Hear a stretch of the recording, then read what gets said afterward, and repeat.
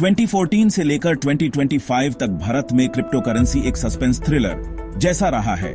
सरकार और आरबीआई की कश्मकश, निवेशकों की उम्मीदें और कानूनी अनिश्चितता ने इस सफर को एक जबरदस्त कहानी बना दिया। यह सिर्फ एक करेंसी की नहीं बल्कि एक सोच, क्रांति और संघर्ष की कहानी है। 2014 बिटकॉइन और दूसरी क्रिप्टो करेंसीज धैर्य भारत में लोगों की नजर में आने लगी, लेकिन ज्यादा लोग इसे डार्क वेब और इलीगल एक्टिविटीज से जोड़ रहे थे। आरबीआई ने पहली बार वार्निंग दी, क्रिप्टो बहुत रिस्की है, इसे दूर रहो। 2016 डिमोनेटाइजेशन के बाद डिजिटल पेमेंट्स का क्रेज बढ़ा। इस वजह से बिटकॉइन भी एक अल्टरनेटिव इन्वेस्टमेंट के रूप में पॉपुलर होने लगा। 2017 बिटकॉइन ने दुनिया भर में नए रिकॉर्ड बनाए और भारत में इसका प्राइस 15 लाख तक पहुंच गया। वज़िर्स, कोइनडिसीक्स, ज़ेडपे जैसे क्रिप्टो एक्सचेंजेस उभारने लगे, लेकिन आरबीआई ने फिर एक और वार्निंग दी, क्रिप्टो भारत के फाइनेंशियल सिस्टम के लिए खतरा है।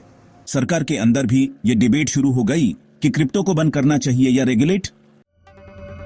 2018 आरबीआई ने एक बड़ा झटका दिया, क्रिप्टो ट्रांजैक्शंस पर बैंकिंग बैन लगा दिया।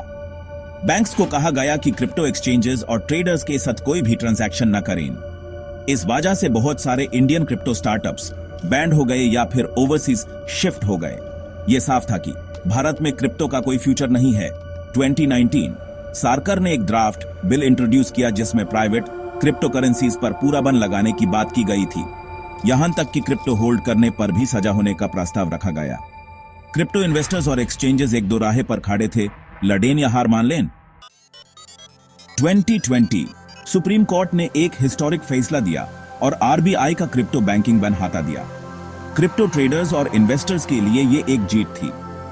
एक्सचेंजेस वापस खुलने लगे और नए इन्वेस्टर्स भी क्रिप्टो मार्केट में आने लगे। 2021 बिटकॉइन का प्राइस RS 50 लाख क्रॉस कर गया और भारत में क्रिप्टो इन्वेस्टमेंट्स का एक नया एरा शुरू हो गया। सरकार ने इस दौरान एक नया बिल प्रपोज किया जो एक central bank digital currency CBDC लाने की बात करता था। इसका मतलब था कि प्राइवेट क्रिप्टो करेंसीज पर फिर से बैन लग सकता है। आरबीआई अब भी क्रिप्टो के खिलाफ था और बार बार क्रिप्टो इलीगल है कहकर वार्निंग देता रहा। 2022 सरकार ने क्रिप्टो को बंद तो नहीं किया, लेकिन 30% टैक्स और 1% TDS इंट्रोड्यूस करके इन्वेस्टर्स के लिए इसे एक महंगा सौदा बना दिया। क्रिप्टो में इन्वेस्ट करना है तो हैवी टैक्स भरने के लिए तैयार रहो। टैक्सेशन के वजह से बहुत लोग मार्केट से निकालने लगे, लेकिन क्रिप्टो अभी भी लीगल ग्रे एरिया में था, न पूरी तरह लीगल न इलीगल। 2023 क्रिप्टो रेगुलेशन बिल की बात फिर से उठने लगी, लेकिन कोई फाइनल डिसीजन नहीं लिया गया। दूसरी तरफ आरबीआई अपनी CBDC डिजिटल रूपी को अग्रेसिवली प्रमोट करने लगा ताकि प्राइवेट क्रिप्टो करेंसीज को रिप्लेस किया जा सके। 2024 इलेक्शंस के आसपास क्रिप्टो रेगुलेशन एक बड़ा मुद्दा बन गया। कुछ राजनीतिक दल क्रिप्टो को लीगल करने की बात कर रहे थे, तो कुछ इसे पूरी तरह बंद करना चाहते थे। क्रिप्टो कम्युनिटी ने सरकार से क्लियर लॉज और फेयर टैक्सेशन की डिमांड की।